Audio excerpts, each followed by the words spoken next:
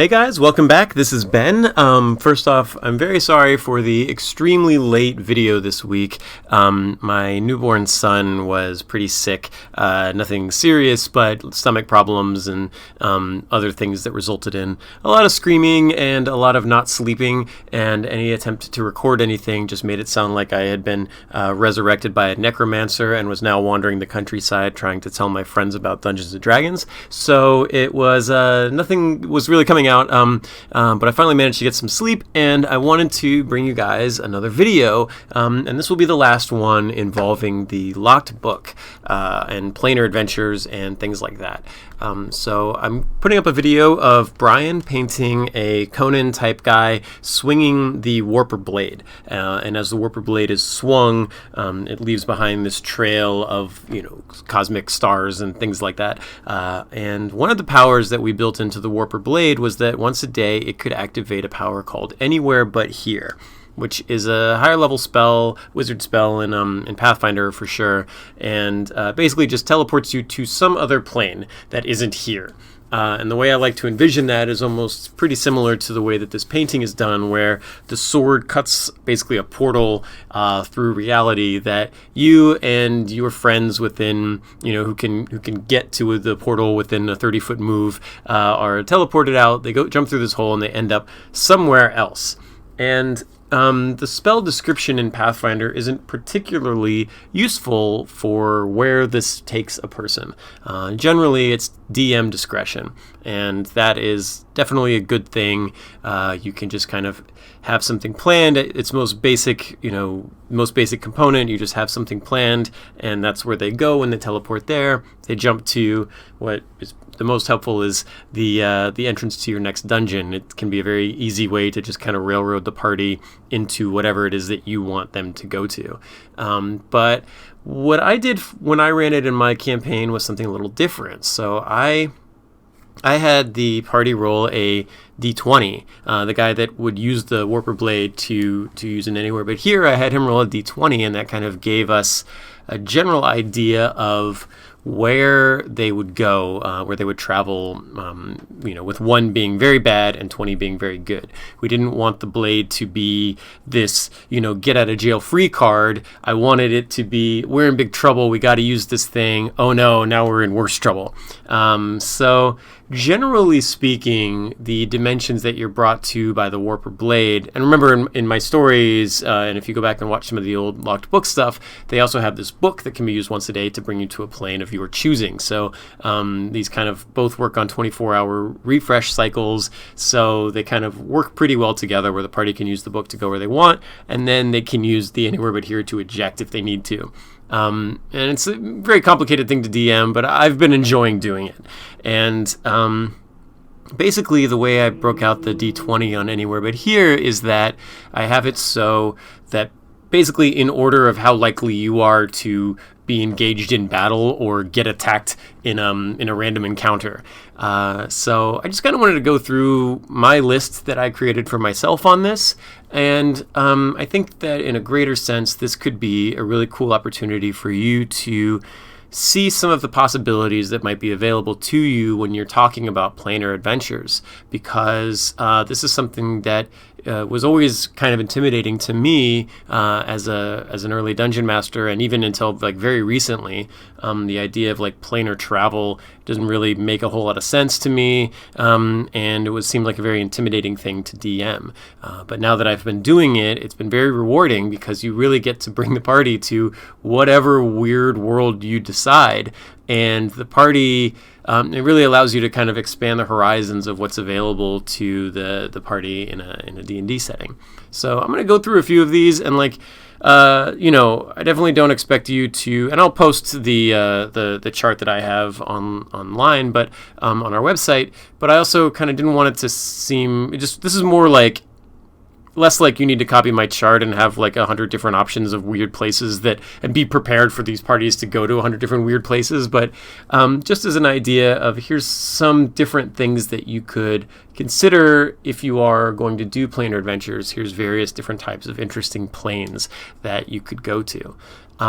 So for me, a 1 on the Anywhere But Here is basically teleporting you to somewhere where you are immediately dying. You're in outer space. You're in the eye of Jupiter. You're underwater in the water elemental dimension. You're on one of the moons of Titan. You're in the air dimension where you're just falling forever. You're in the fire dimension where you're on fire right away. A 1 is bad, and if they don't have a way out of this and they use the 1 on Anywhere But Here, they are immediately dying, drowning, burning. Something bad is happening to them, and they better hope they have some way of resisting whatever weird element it is that that comes up to them when they approach here. Very bad stuff. So that's a 1, elemental death.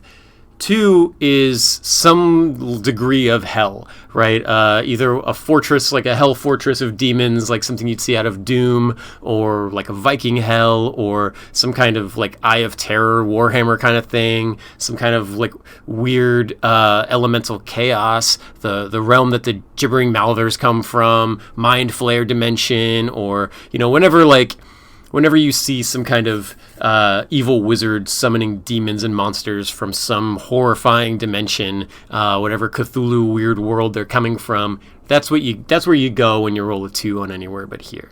The Eye of Terror. It's bad. The Yawning Abyss. Everything's terrible, and you are basically immediately under attack in a hostile realm, and there's all kinds of powerful, horrifying monsters trying to attack you. A 3 for me was a purgatory. And when I'm going through this, I basically I just have these 20 things set up, and when the party would roll one of these, I'd be kind of I'd have some ideas of what I wanted them to go to or where they would go, but I, basically would just try to wing it off the top of my head when they would teleport to one of these places, which is kind of a little bit more of an advanced DM technique, but as long as you have a few generic monsters rolled up, you can kind of skin them for whatever dimension the party's going into. And if you have a general idea of what type of hell you want them to go to, you should be able to kind of come up with something off the top of your head that would be fun and interesting and give them a little bit of a challenge, right? In conjunction with the book, basically they're using the book to go where they want to go, and that's all the dungeons you have pre-prepared. And using Anywhere But Here, for me, was more or less the same as them rolling a random encounter roll.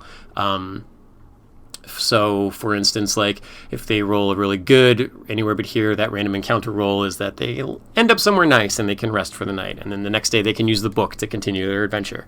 If they roll bad, they're getting into combat, and whatever they're getting into combat with is some weird degree of crazy monster from some realm of varying nightmarishness.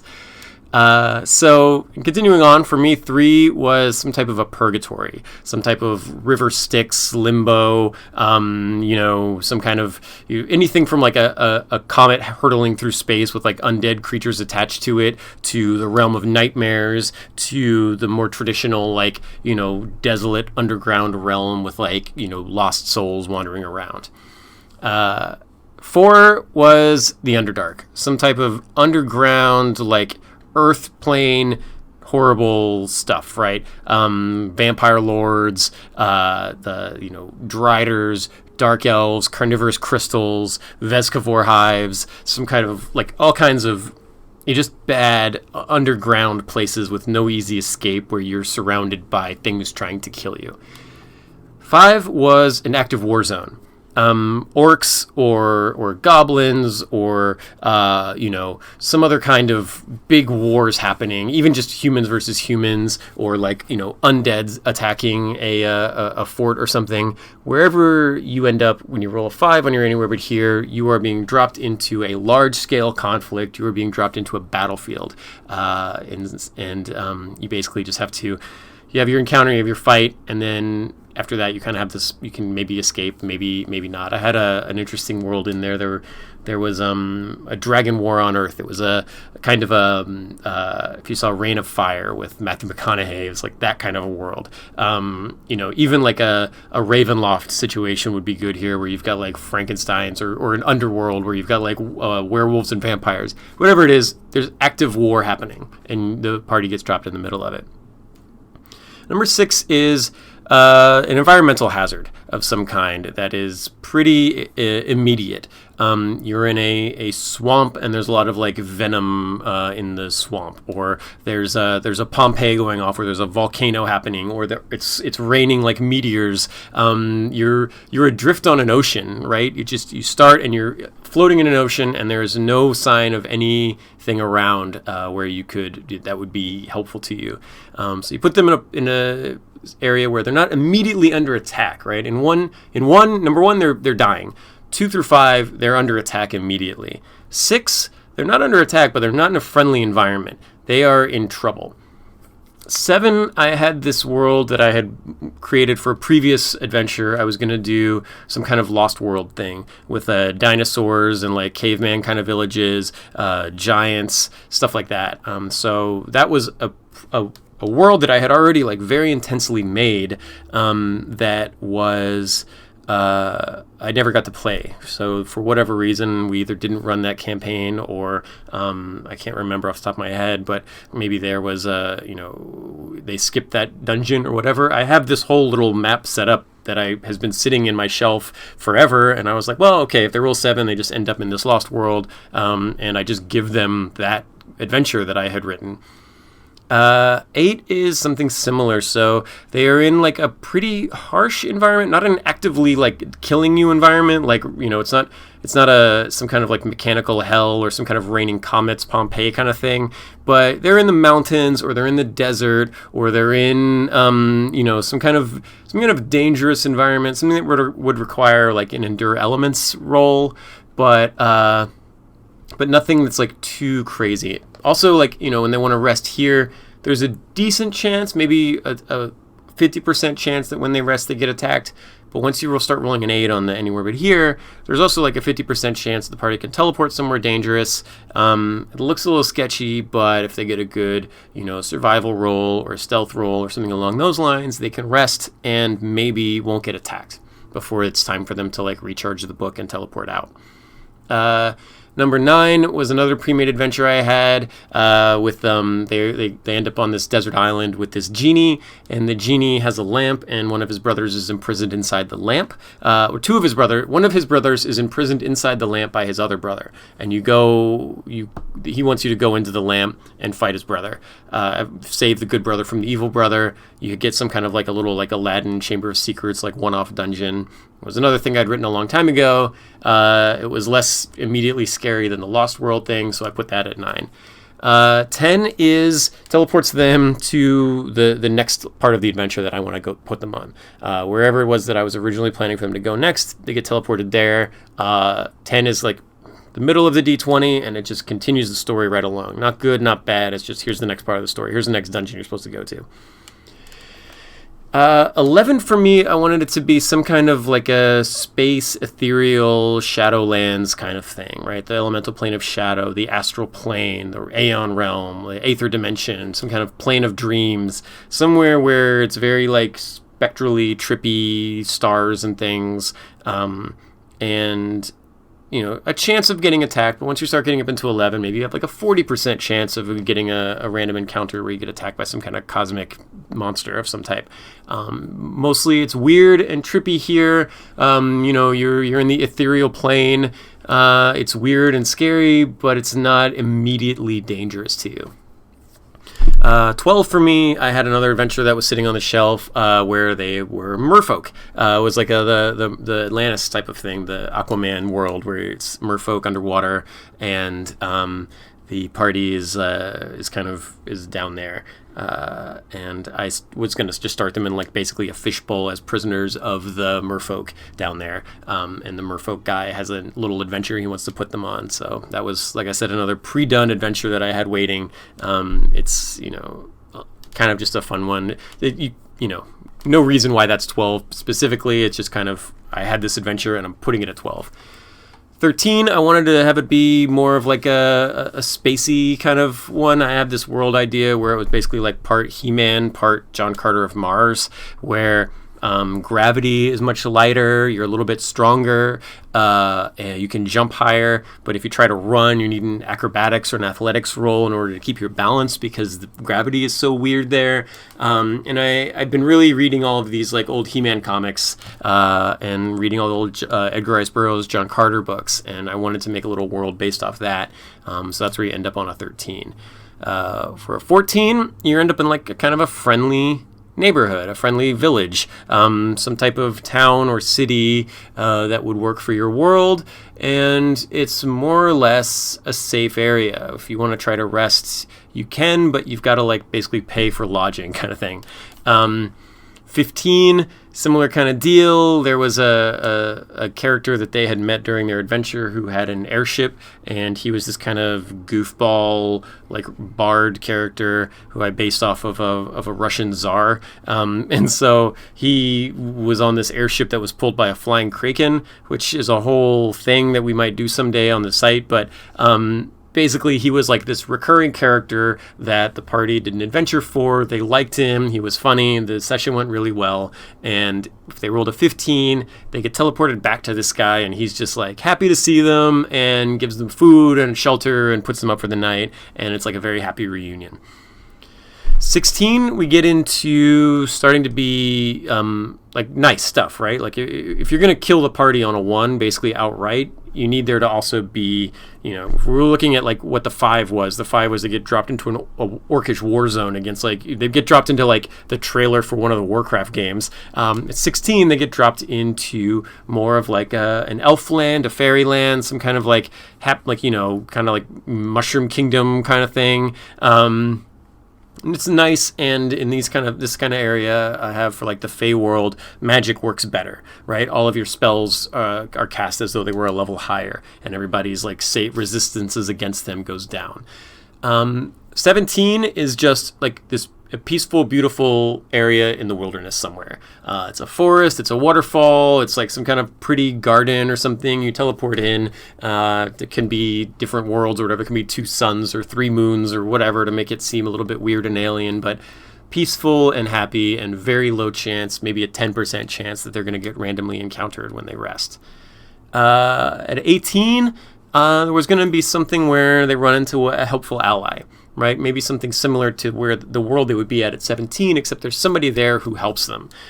He's a paladin or a dwarf warrior or, a lone swordsman who lives on the mountain. But he's friendly and, give him a little bit of a chance to like decide if they want to fight this guy or not. But he's friendly, and they can go up and talk to him, and he'll help them and give them something that they need. Maybe he gives them a piece of advice that increases one of their skills by a point, or he gives them a magic item of some kind to like help them on their story, on their quest or whatever. For a 19, we're getting into really good stuff now. You kind of go on to some kind of a heaven on earth, some type of if any of your characters have cool backstories, maybe they go there, right? If like one of your characters has a wife and kids back home, they go to his house, or they go to like this beautiful place that pilgrims go to on their pilgrimages, or it's this awesome beach, or this desert island that has everything that they could need, all kinds of food and everything. And 19 is a heaven on earth, and it is beautiful and happy, and there's no chance of being randomly attacked when you rest. And then finally, the 20 is just like straight up heaven, right? You go to, it could be a Valhalla situation where everybody's like feasting and eating in Asgard. Could be, the top of Mount Olympus. Could be more of like a traditional like Christian heaven where everybody's happy. It could be like the Elysian Fields where you go when you died in Greece. Whatever like your vision of a heaven in this world is, the party goes there, and it's awesome and great, and everybody's happy, and maybe they can talk to like some dead relatives or whatever. But 20 is great. It's heaven, and everybody's happy, and you get all kinds of information that might help you on your adventure, or you can talk to God or whatever it is, right? Your paladin and your cleric will be very happy because you went to whatever their heaven is.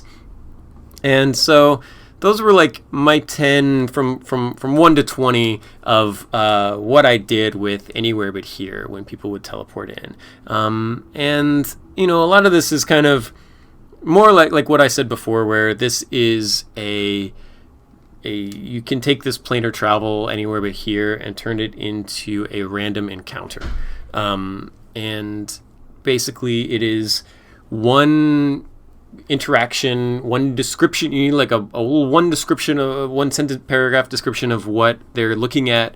You need a potential encounter or battle that they get into right away. And, you know, as I've said with the book scenario, they're just using they're more almost always going to just be using the Anywhere But Here to wait out until they can use the book to take them to wherever they actually want to go. This is a side quest. This is a detour. This is not a thing that you have to have super fleshed out.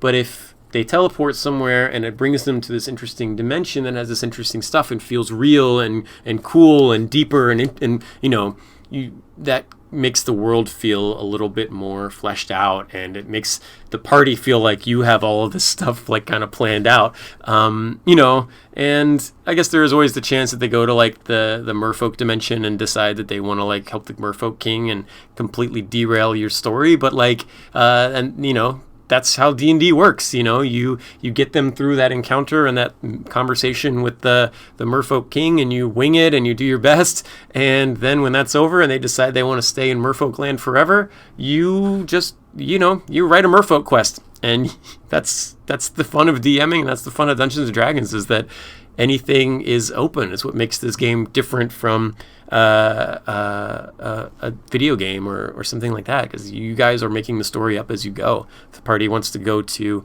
the orc war dimension and decide they want to help the humans win the war against the orcs, that's your campaign now. And I think a lot of being a good dungeon master is being able to let go of your need to control every aspect of what's happening, and your ego that like, I've done this and like this is what you're gonna do because I say you're gonna do it, and just be open to the party wanting to go weird places and do something completely different from what you want them to do, and being able to kind of roll with it. So anyway, I hope this was helpful or useful or interesting to you at all. And I think that's going to do it for today. Thank you guys, as always, so much for listening, and I really appreciate it. And we'll look forward to seeing you next week.